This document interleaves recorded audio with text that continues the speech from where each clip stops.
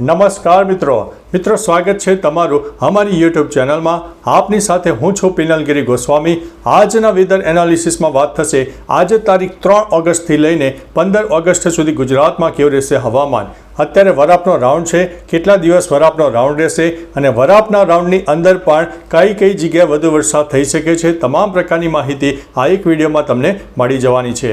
વાત કરીએ તો આજે 3 ઓગસ્ટની, તો આજે ગુજરાતના અંદાજિત 70 થી 80% વિસ્તારમાં વરસાદે વિરામ લીધો છે।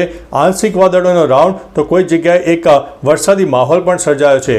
મહત્વનું છે કે આજ રોજ ગાંધીનગર, ખેડા, અમદાવાદ, આણંદ, મહીસાગર, પંચમહાલ અને અરવલ્લીના કોઈ વિસ્તારમાં છૂટોછવાયો વરસાદ વધુ થાય તેવી સંભાવના છે, કારણ કે લો ક્લાઉડ ફોર્મેશન અને ભેજનું પ્રમાણ વધારે જોવા મળી રહ્યું છે, જેના અનુસંધાનમાં આ વિસ્તારોમાં થોડો વરસાદ વધુ થઈ શકે છે। પરંતુ આ જે વરસાદ હશે એ તૂટક વરસાદ હશે, જેમાં 5 મિનિટથી લઈને 15 મિનિટ 20 મિનિટના વરસાદી ઝાપટા થાય। બાકી એક નોન સ્ટોપ વરસાદ, સાર્વત્રિક વરસાદ અને 7 થી 8 ઇંચના જે વરસાદ થાય છે તે શક્યતા ઘણી ઓછી છે। મહત્વનું છે કે ઉત્તર ગુજરાત, મધ્ય ગુજરાત, દક્ષિણ ગુજરાત, સૌરાષ્ટ્ર અને કચ્છના મોટાભાગના વિસ્તારમાં વરસાદે વિરામ લીધો છે અને હજુ પણ આ વિરામનો સમયગાળો આપણે 15 ઓગસ્ટ સુધી ગણીને ચાલવો। એટલે 15 ઓગસ્ટ સુધી વરસાદ ચોક્કસથી વિરામ લેશે, પરંતુ એ કહી શકાય કે નોન સ્ટોપ વિરામ નહીં લે, વચ્ચે એક છૂટક વરસાદ પણ આપણને મળતો રહેશે।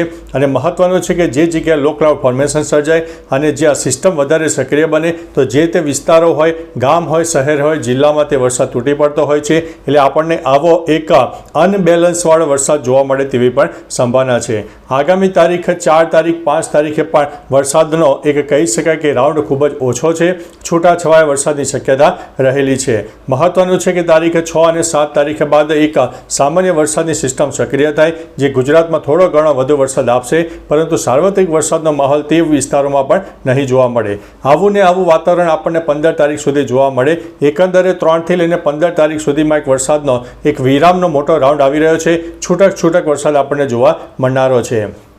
હવે મિત્રો કોઈ જગ્યાએ જો નવી સિસ્ટમ સક્રિય થશે તો તમને તમામ પ્રકારની માહિતી આપી દઈશું, પરંતુ એક એનાલિસિસના આધારે જોવા મળ્યું છે કે આ એક લાંબા ગાળાનો વિરામ છે અને આ વિરામ આપણને ઘણા લાંબા સમય સુધી જોવા મળનારો છે। તો મિત્રો તમારા વિસ્તારમાં વરસાદનું પ્રમાણ છે કે નહીં, તાપ, તડકો, ઉગાડ હોય, બફારાનું પ્રમાણ હોય, ગરમીનું વધારે પ્રમાણ હોય, તો તમામ પ્રકારની માહિતી આપજો, જેથી અન્ય મિત્રો પણ જાણી શકે। તો ચાલો મિત્રો, ફરીથી લેટેસ્ટ ઇન્ફોર્મેશન અને વરસાદની નવી આગાહી લઈને મળતા રહીશું। ત્યાં સુધી અમને રજા આપશો। નમસ્તે।